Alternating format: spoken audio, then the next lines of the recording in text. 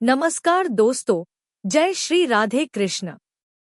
आपके अपने चैनल भजन कहानी में आपका बहुत बहुत स्वागत है।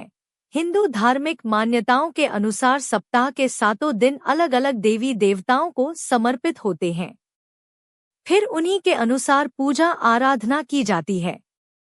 बुधवार का दिन सभी देवी देवताओं में सबसे पहले पूजे जाने वाले भगवान गणेश को समर्पित होता है। बुधवार के दिन उपवास रखने का विशेष महत्व होता है, क्योंकि बुधवार के देवता भगवान गणेश बुद्धि के देवता हैं। ऐसे में बुधवार के दिन व्रत रखने पर जीवन में सुख समृद्धि आती है और समय मंगलमय रहता है। ऐसी मान्यता है कि जो भी व्यक्ति बुधवार के दिन व्रत रखता है और भगवान गणेश की पूजा करता है तथा उनकी कथा सुनता है, उस व्यक्ति के जीवन में कभी भी धन और धान्य की कमी नहीं होती है। आज बुधवार के दिन आइए सुनते हैं गणेश जी की कहानी। एक समय की बात है, भगवान विष्णु का विवाह लक्ष्मी जी के साथ निश्चित हो गया। विवाह की तैयारी होने लगी। सभी देवताओं को निमंत्रण भेजे गए, परंतु गणेश जी को निमंत्रण नहीं दिया। कारण जो भी रहा हो, अब भगवान विष्णु की बारात जाने का समय आ गया। सभी देवता अपनी पत्नियों के साथ विवाह समारोह में आए। उन सब ने देखा कि गणेश जी कहीं दिखाई नहीं दे रहे हैं। तब वे आपस में चर्चा करने लगे कि क्या गणेश जी को न्योता नहीं है या स्वयं गणेश जी ही नहीं आए। सभी को इस बात पर आश्चर्य होने लगा। तभी सब ने विचार किया कि भगवान विष्णु से ही इसका कारण पूछा जाए। विष्णु भगवान से पूछने पर उन्होंने कहा कि हमने गणेश जी के पिता भोलेनाथ महादेव को न्योता भेजा है। यदि गणेश जी अपने पिता के साथ आना चाहते हैं तो आ सकते हैं। अलग से न्योता देने की कोई आवश्यकता भी नहीं थी। दूसरी बात यह है कि उनको 1.25 मन मूंग, 1.25 मन चावल, 1.25 मन घी और 1.25 मन लड्डू का भोजन दिन भर में चाहिए। यदि गणेश जी नहीं आएंगे तो कोई बात नहीं। दूसरे के घर जाकर इतना सारा खाना पीना अच्छा भी नहीं लगता। इतनी वार्ता कर ही रहे थे कि किसी एक ने सुझाव दिया कि यदि गणेश जी आ भी जाए तो उनको द्वारपाल बनाकर बैठा देंगे कि आप घर का ध्यान रखना।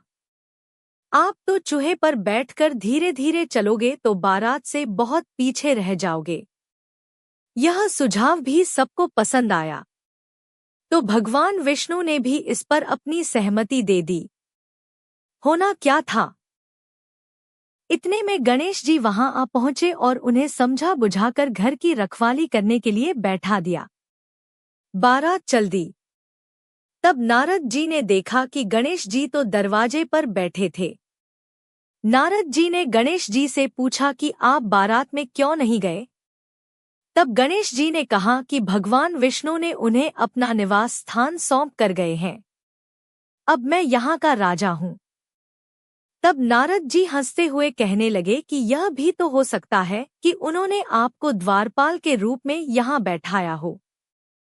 तब गणेश जी कहने लगे कि हाँ, विष्णु भगवान ने मेरा बहुत अपमान किया है। नारद जी ने कहा कि आप उदास ना हो। आप अपनी मूसक सेना को आगे भेज दें तो वह रास्ता खोद देगी जिससे उनके वाहन धरती में धंस जाएंगे। तब आपको सम्मान पूर्वक बुलाना पड़ेगा। अब तो गणेश जी अपनी मूसक सेना को जल्दी से आगे भेज दिए और सेना ने जमीन खोखली कर दी। जब बारात वहां से निकली तो रथों के पहिए धरती में धंस गए। लाख कोशिश करें परंतु पहिए नहीं निकले। सभी ने अपने अपने उपाय किए परंतु पहिए तो नहीं निकले बल्कि जगह जगह से टूट गए। किसी को समझ में नहीं आ रहा था कि अब क्या किया जाए। तब नारद जी ने कहा, आप लोगों ने गणेश जी का अपमान करके अच्छा नहीं किया। यदि उन्हें मना कर लाए तो कार्य सिद्ध हो सकता है और यह संकट टल सकता है। शंकर भगवान ने अपने दूत नंदी को भेजा और वे गणेश जी को लेकर आए। गणेश जी का आदर सम्मान के साथ पूजन किया। तब कहीं रथ के पहिए निकले। अब रथ के पहिए तो निकल गए परंतु वे टूटे फूटे हुए थे तो उन्हें सुधारे कौन। पास के खेत में एक किसान काम कर रहा था। उसे बुलाया गया। किसान अपना कार्य करने से पहले श्री गणेशाय नमः कहकर गणेश जी की वंदना मन ही मन करने लगा। देखते ही देखते किसान ने सभी पहियों को ठीक कर दिया। तब किसान कहने लगा कि हे देवताओं, आपने सर्वप्रथम गणेश जी को नहीं मनाया होगा और न ही इनकी पूजन की होगी, इसीलिए तो आपके साथ यह संकट आया है।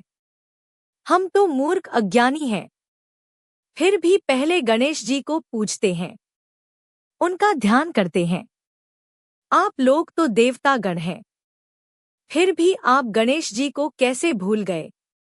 अब आप लोग भगवान श्री गणेश की जय बोल कर जाएं तो आपके सब कार्य बन जाएंगे और कोई संकट भी नहीं आएगा। ऐसा करते हुए बारात वहां से चल दी और भगवान विष्णु का लक्ष्मी जी से विवाह संपन्न करा के सभी सकुशल घर लौट आए। हे गणेश जी महाराज, आपने विष्णु भगवान के जैसे कार्य सिद्ध किए हैं, उसी प्रकार सभी के कार्य सिद्ध करें। तो प्रेम से बोलिए भगवान गणेश की जय। उम्मीद है आपको यह कथा अच्छी लगी होगी। अगर आपको यह गणेश भगवान की कहानी अच्छी लगी हो तो कमेंट सेक्शन में जय गणेश जी लिखना ना भूलें। धन्यवाद।